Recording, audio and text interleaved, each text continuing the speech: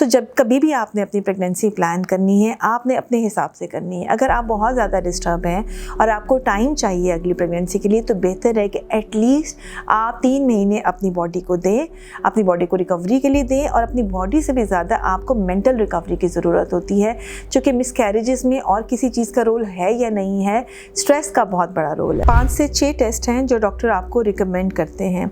ये टेस्ट करवाने का फ़ायदा ये आपको होता है कि अगर इसके पीछे कोई कॉज है तो उसको ट्रीट कर दिया जाए।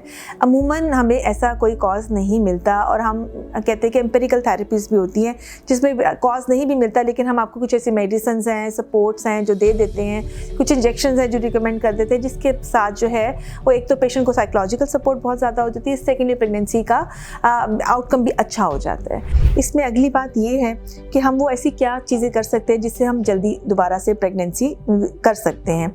याद रखिएगा कि एक जब मिसकैरेज होता है तो आपकी जो फॉलिकुलर एक्टिविटी है, यानी जो एग बनना है, वो दोबारा से बहुत जल्दी स्टार्ट हो जाता है, यानी डिले नहीं होता। सो अगर आपने प्रेगनेंसी को थोड़ा डिले करना है तो कोई ना कोई कॉन्ट्रासेप्टिव मेथड, कोई ना कोई फैमिली प्लानिंग का मेथड आपको यूज़ करना पड़ेगा। तो जब आपने प्रेगनेंसी को प्लान करना है और आप अपनी, जैसे पहले बात की कि फॉलिक एसिड को रेगुलरली इनटेक कर रहे हैं, तो जैसे ही आपका जो ओवुलेशन पीरियड होता है उसको आप विदाउट मेडिकेशन, किसी और हेल्प के बगैर, आपने उस टाइम को, जो आपका फर्टिलिटी पीरियड होता है, उसको अवेल करना होता है और आपने स्ट्रेस फ्री रहना होता है।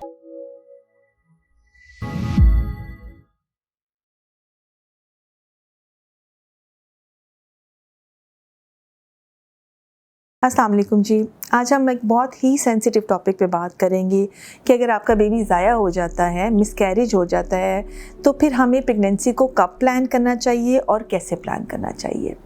एक बात तो याद रखिएगा कि अगर आपका एक बेबी ज़ाया हुआ है तो नेक्स्ट प्रेगनेंसी के सक्सेसफुल होने के चांसेस 85% हैं, और अगर आपके 2 या उससे ज़्यादा हमल ज़ाया हुए हैं तो फिर वो चांस फिर भी 75% से ज़्यादा है। इसका मतलब है कि हमल ज़ाया होने का मतलब ये बिल्कुल नहीं है कि अब आगे आपकी प्रेगनेंसी नहीं हो सकती है। हर बंदा प्रेगनेंसी के लॉस को, यानी हमल ज़ाया होने को डिफरेंटली जो है वो डील करता है। कुछ लोग तो बहुत स्ट्रॉन्ग होते हैं और वो emotionally and physically they are very strong, तो वो बहुत जल्दी नेक्स्ट प्रेगनेंसी को प्लान करना चाह रहे होते हैं, जबकि कुछ लोगों को टाइम चाहिए होता है।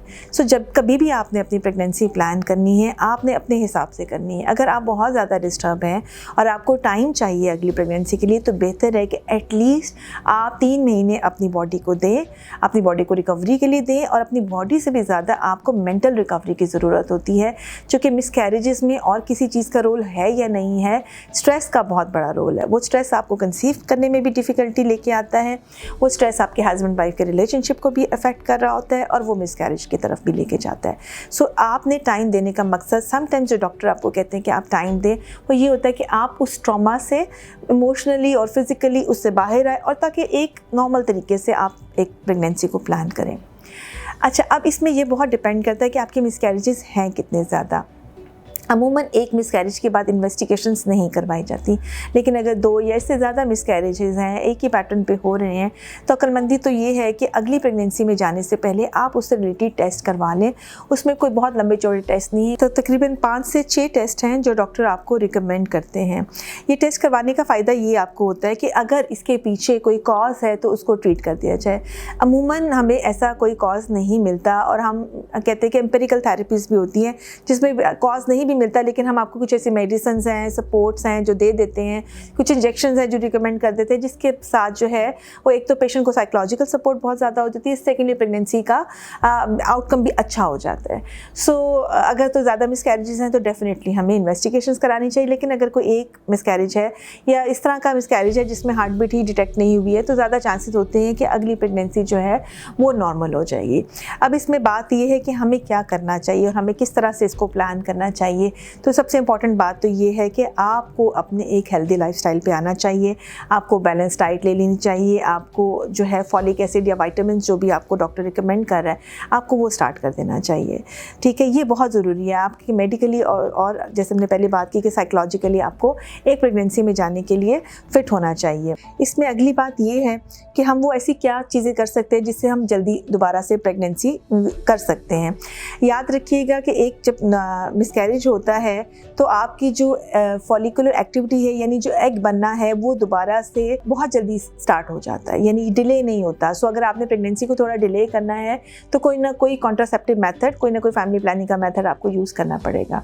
तो जब आपने प्रेगनेंसी को प्लान करना है और आप अपनी, जैसे पहले बात की कि फॉलिक एसिड को रेगुलरली इनटेक कर रहे हैं, तो जैसे ही आपका जो ओवुलेशन पीरियड होता है उसको आप विदाउट मेडिकेशन, किसी और हेल्प के बगैर, आपने उस टाइम को, जो आपका फर्टिलिटी पीरियड होता है, उसको अवेल करना होता है और आपने स्ट्रेस फ्री रहना होता है। ज़्यादा चांसेस होते हैं कि आप आने वाले 1 से 2 महीने के अंदर या 3 महीनों के अंदर दोबारा कंसीव कर जाते हैं, और अमूमन देखा गया है कि वो प्रेगनेंसी जो होती है वो सक्सेसफुल भी होती है। सो जैसे ही आप दोबारा कंसीव करते हैं, अपना स्ट्रेस कम करने के लिए बेहतर तो ये है कि फौरी तौर पे आप डॉक्टर को दिखा दीजिए, ताकि जो सपोर्ट्स वो आपको देना चाहता है, जो फिजिकली या मेंटली या जो मेडिकल सपोर्ट आपको वो देना चाह रहा है, तो वो आपको जो है वो प्रोवाइड कर दे। उससे ये फ़ायदा होता है कि पेशेंट के ऊपर एक बड़ा पॉजिटिव इम्पैक्ट आता है। और इन केस अगर ये प्रेगनेंसी दोबारा से ऐसी है जो ग्रो नहीं कर रही है, तो आप उसको टाइमली डायग्नोज करके मेडिकली भी मैनेज कर सकते हैं, ताकि पेशेंट को किसी सर्जिकल प्रोसीजर से ना गुजरना पड़े। आखिर में मेरा ये पैगाम है कि आप पुरुमीद रहें, अल्लाह से अच्छी उम्मीद रखिए और रिलैक्स होकर जो है, जब भी कभी भी आपने प्रेगनेंसी करनी है मिसकैरेजेस के बगैर, तो रिलैक्स होकर जो है वो अपनी प्रेगनेंसी को प्लान कीजिए। अपना बहुत सारा ख्याल रखिएगा, दुआओं में याद रखिएगा। बहुत शुक्रिया।